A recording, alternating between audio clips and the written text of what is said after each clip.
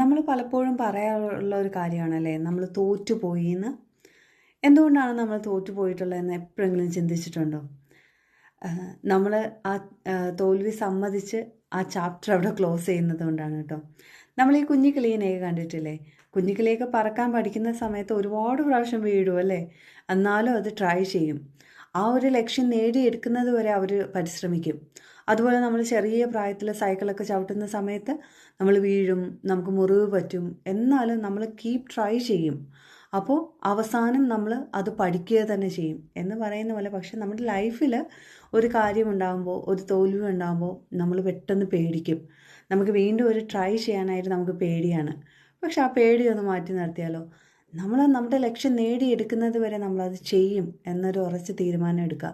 നമ്മുടെ ലക്ഷ്യത്തിലേക്ക് നമ്മൾ എത്തുക തന്നെ ചെയ്യുന്ന നമുക്ക് തന്നെ ഒരു ആത്മവിശ്വാസം കൊടുക്കുക. സോ ഇന്ന് മുതൽ നമുക്ക് പരിശ്രമിക്കാം. ഓക്കെ, നമ്മുടെ ലക്ഷ്യങ്ങൾ നേടിയെടുക്കാനായിട്ട് നമുക്ക് പരിശ്രമിക്കാം. This is me Rukku.